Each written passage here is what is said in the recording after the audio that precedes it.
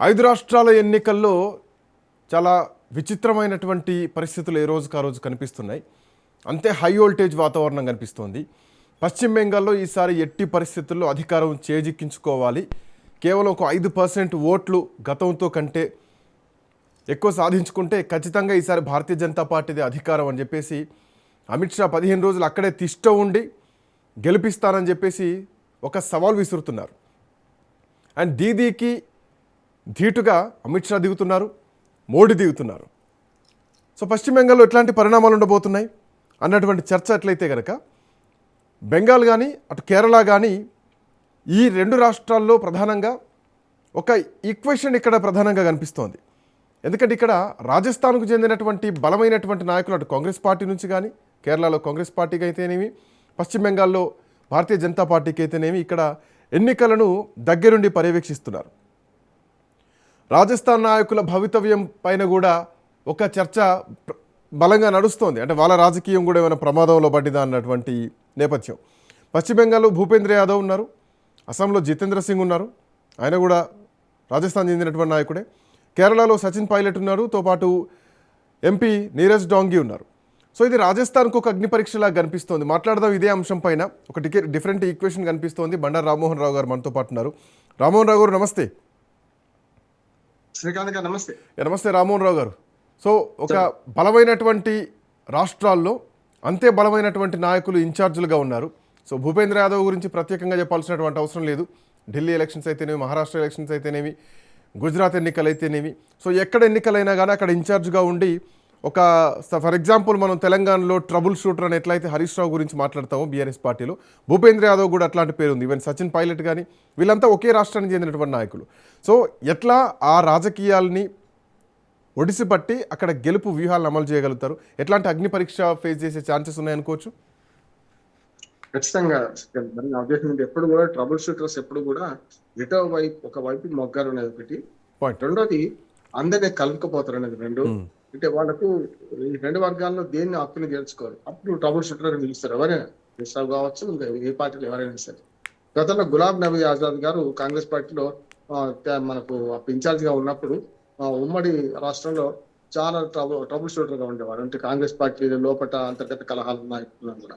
ఎన్నికలప్పుడు కూడా గులాబ్ నబీ ఆజాద్ చాలా రాష్ట్రాలకు ఇన్ఛార్జ్ గా ఉండేవారు. లేడు ఆయన ఈ పార్టీలో లేడు. కానీ ఇట్లా మీరు అన్న భూపేంద్ర యాదవ్ కానీ అందరూ కూడా మనకు రాజస్థాన్ నుంచి వేయడానికి కారణం ఏంటంటే, ఒకటి దూరంగా ఉన్నవాడి మాట వింటాం, అంటే మన ఇంటి పక్కన ఉన్న వాడి మాట మనం వినం. అంటే ఆ రాష్ట్రంలోని నాయకుడే ఆ రాష్ట్రంలో తగు చెప్పబోతే ఆయన మీద వేరే వ్యతిరేక అభిప్రాయాలు ఉండొచ్చు, అంటే పక్షపాతం వహిస్తున్నారు రకరకాలుగా.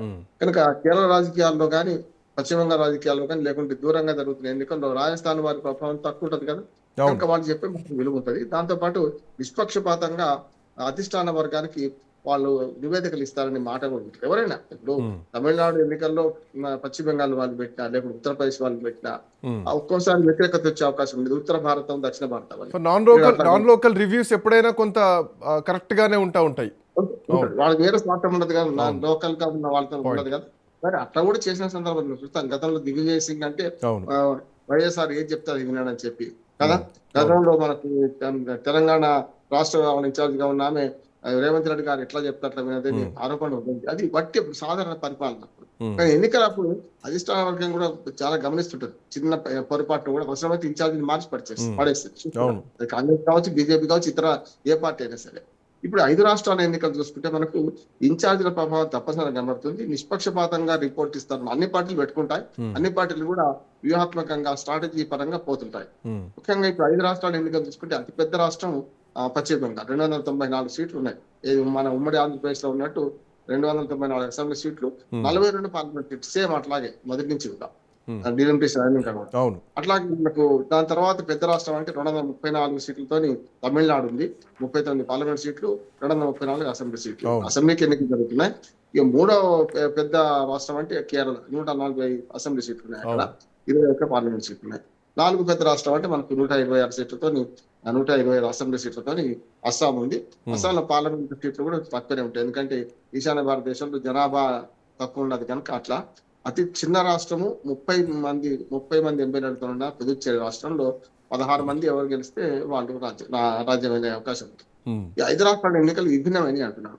ఏ పార్టీకి పూర్తి స్థాయిలో ఇక్కడ గెలుస్తామన్న నమ్మకం లేని పరిస్థితి. ముఖ్యంగా 2 జాతీయ పార్టీలు తీసుకోవద్దు. జాతీయ పార్టీలో స్టేట్స్ ఎక్కడ ఉన్నాయి? కాంగ్రెస్ పార్టీకి ఒకే ఒక దగ్గర యూడిఎఫ్ ఎల్డిఎఫ్ పోరాటంలో కేరళలో మాత్రం అవకాశం ఉన్నది అనిపిస్తుంది నాకైతే. ఎందుకంటే చాలా ఉన్నది కనుక ఇటు కమ్యూనిస్టులకు, ఇటు కమ్యూనిస్ట్ కూటమికి, ఇటు మన యునైటెడ్ డెమోక్రటిక్ ఫ్రంట్ కాంగ్రెస్ కూటమి మధ్యనే చాలా దగ్గరి మార్జిన్ ఉంది కనుక కాంగ్రెస్ పార్టీకి ఏమైనా ఉంటే, అందుకని రాహుల్ గాంధీ, ప్రియాంక గాంధీ, ఇటుపోతే మోడీ, మన మోడీ మధ్యన వేరనుకోండి ఈ ఎల్డిఎఫ్ నాయకులు అందరూ కూడా అక్కడనే తిరుగుతున్నారు. దానికి కారణం ఏంటంటే ఆ ఇద్దరు శత్రువులే మోడీకి. అంటే ఇప్పుడు బీజేపీకి అక్కడ కేరళలో ఉన్నది అలా చూసుకుంటే అటు కాంగ్రెస్ గెలిచినా ఎల్డిఎఫ్ గెలిచినా వీళ్ళకి వచ్చేది ఏం లేదు. కానీ ఎన్ని ఓట్లు తీరుస్తాం, మాకంటూ ఓ 10-15 సీట్లు గెలుచుకుంటామా అనే మాట కేరళలో బీజేపీ ప్రయత్నం చేస్తుంది. 3 ముక్కలాట ఆడుతున్నారు. బీజేపీ విషయం చూసుకుంటే, కమింగ్ టు పశ్చిమ బెంగాల్ విషయం చూసుకుంటే, మమతా బెనర్జీ రాష్ట్రంలో కాదు దేశంలోనే అత్యంత శక్తివంతమైనటువంటి నాయకురాలని చెప్పాలి. అందుకే ఏకంగా మోడీ అమిత్ షాతోనే ఢీకొంటున్నారు. సో ఈ పోటీ దీదీ వర్సెస్ మోడీ ఇట్లనే నడుస్తుంది. ఏ రాష్ట్ర ఎన్నికలు ఈ రాష్ట్రంలో జరిగినట్టుగా జరగలేదు. ఇప్పుడు ఈవెన్ స్టాలిన్ కూడా మోడీ స్టాలిన్ లాగా జరగట్లేదు. స్టాలిన్ ఏఐడిఎంకే, స్టాలిన్ లేదంటే విజయ్, ఈ కోణంలో నడుస్తుంది. బట్ పశ్చిమ బెంగాలే చాలా కీలకం. మోరోవర్ ఏంటంటే ఆమె సీఎం ఫేస్. అయితే ఇక్కడ పాయింట్ ఏంటంటే ఒక బెంగాలీ సెంటిమెంట్ను పశ్చిమ బెంగాల్లో దీదీ తీసుకొస్తుంది. సో బీజేపీకి అసలు ఏం హోప్స్ ఉన్నాయి, ఏం ఆప్షన్స్ ఉన్నాయి అక్కడ బీజేపీ నిలదొక్కోవడానికి? భూపేంద్ర యాదవ్ దీదీని ఢీకొట్టి నిల్చోగలుగుతారా? అట్లాంటి పరిస్థితులు ఉన్నాయా? గతంలో సువేంద్ర అధికారి గెలిచినట్లాంటి పరిస్థితులు మళ్ళీ ఇప్పుడు ఉన్నాయా? ఖచ్చితంగా సార్. కేరళ గురించి ఒక మాట చెప్పి నేను చెప్పింది. కేరళలో ఏమైందంటే బీజేపీ ఎన్ని ఓట్లు చేర్చుకుంటుంది అనే దాన్ని బట్టి ఎల్డిఎఫ్ గెలిపా యూడిఎఫ్ గెలిపా ఆధారపడుతుంది. సమస్య లేదు. ఎందుకంటే హిందూ పోలరైన ఓట్లు బీజేపీ ఎంత తీసుకుంటుంది దాన్ని బట్టి కేరళలో ఈ 2 కూటముల మధ్యన ఉంది. బీజేపీ ఆడలు పండే 5-6 సీట్లు వస్తే ఎక్కువ వస్తాయా రావా కూడా నమ్మకం లేదు. ఎందుకంటే తక్కువ ఓట్లు వచ్చినప్పుడు క్యాటిల్ ఓట్లు ఒక అసెంబ్లీ స్థానాన్ని గెలిపించేత ఉండకపోవచ్చు. కనుక బీజేపీ పెద్ద స్టేట్స్ లో యూడిఎఫ్ ఎల్డిఎఫ్ మాదిరే కేరళ ఉంది. ఇది మీకన్నా పశ్చిమ బెంగాల్ వస్తే ప్రభుత్వంలో ఇవాళ పశ్చిమ బెంగాల్లో కమ్యూనిస్టులకు స్థానం లేదు, అట్లాగే కాంగ్రెస్ వాళ్ళకి స్థానం లేదు. 2-3 కాంగ్రెస్ వర్సెస్ బీజేపీ నడుస్తుంది. ఒరిసారి 211 సీట్లు గెలుచుకుంది దీదీ. మీరు అన్నట్టు దీదీ వర్సెస్ మోదీ అయిపోయింది. కనుక కాంగ్రెస్ అట్లాగే కమ్యూనిస్టులు కూడా ఏం కోరుకుంటున్నారు, ఏమన్నా కానీ మంచి చెడ్డ మళ్ళీ దీదీ వచ్చి ఉన్నాయేమనుకుంటున్నారు. ఎందుకంటే వాళ్ళు ఎట్లా రాలేదు కనుక వీళ్ళ ఓట్లు కూడా మైనార్టీ 4-5% పడిపోయినాయి. 4-5% ఓట్లతో కాంగ్రెస్ కానీ కమ్యూనిస్టులకు కానీ ఒకనాడు 25 ఏళ్ళు చెరొక 25 ఏళ్ళ కమ్యూనిస్ట్ పార్టీకి 35 ఏళ్ళు వెళ్ళింది. కాంగ్రెస్ పార్టీ 15-20 ఏళ్ళు వెళ్ళింది. కనుక ఇప్పుడు 15 ఏళ్ళ నుంచి దీదీ ఉన్నది. కనుక మొత్తం 75 ఏళ్ల స్వాతంత్రంలో ఈ 3 పార్టీలే అధికారంలో ఉన్నాయి. ఆ పశ్చిమ బెంగాల్ ప్రజలు తొందరగా మారరు అనేది అవుతున్నది. మరి 15 ఏళ్ళు రాజ్యమైన దీదీకి ఇది చరమగీతం పాడి ఈసారి బీజేపీకి వస్తుంది అంటే రాదని అనుకుంటున్నాం. కానీ బీజేపీ ప్రధాన ప్రత్యర్థిగా పోరాడుతున్నది ఓట్ల విషయంలో. ముఖ్యంగా సర్ విషయంలో పెద్ద ఎత్తున మమతా బెనర్జీ ఎదుర్కొన్నది. అంటే సర్ ప్రక్షాళన ఎట్లా అయిపోయిందంటే ఆఖరికి ఎన్నికల డేట్ అనౌన్స్ చేసిన తర్వాత కూడా సర్ ప్రక్షాళన చేస్తామంటేనే కదా మొన్న పెద్ద వార్ లాంటి యుద్ధ వాతావరణం జరిగింది, రాజకీయ యుద్ధం జరిగింది. ప్రక్షాళన కాదు, ప్రక్షాళన కరెక్ట్. అంటే దాని మీద తీసేసిన ఓటర్లు మళ్ళీ ఎప్పటిదాకా ఉన్నదంటే యాక్చువల్ గా అక్కడ 23 ఏప్రిల్ ఎన్నికలు జరుగుతుంది. 23 ఏప్రిల్ 29 కనుక ఇంకా నామినేషన్ల పూర్తి మన నామినేషన్ల అంకం పూర్తి కాలే ఇంకా. కనుక నామినేషన్ల చివరి రోజు విత్డ్రా వరకు కూడా మనకు ఓటర్ లిస్ట్ లో అవకాశం ఉంది. కనుక అక్కడ జరుగుతుంది. యాక్చువల్ గా ఎలక్షన్ షెడ్యూల్ వచ్చేసింది. ఆల్రెడీ నామినేషన్ 2 రోజులు రేపు ఎల్లుంటే అయిపోతాయి తమిళనాడులో కానీ అట్లానే మనకు మన పశ్చిమ బెంగాల్ కానీ.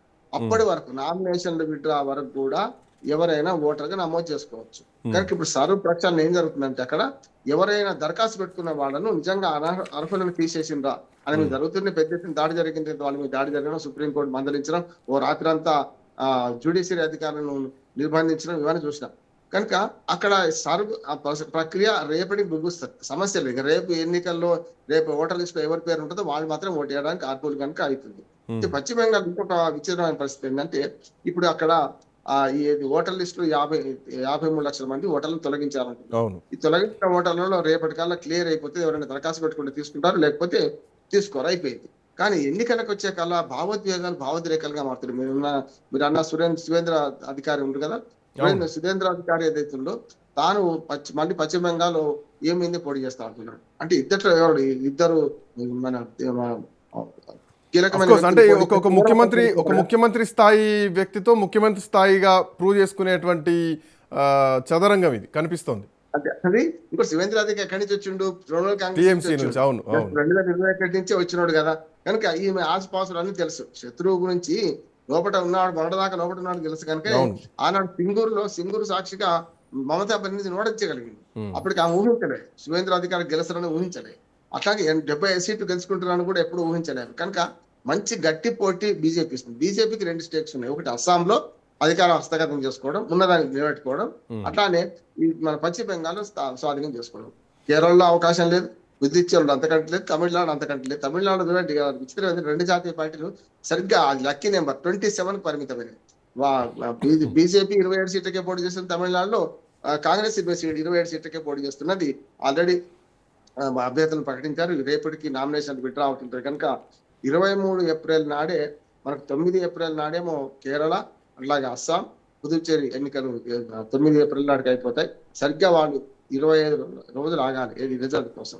అదే మనకు తమిళనాడులో అయితే మనకు 23 ఏప్రిల్ ఒకటే రోజు ఎన్నికలు జరగబోతున్నాయి. మన పశ్చిమ బెంగాల్ అయితే 23 + 29 2 రోజులు జరుగుతున్నాయి.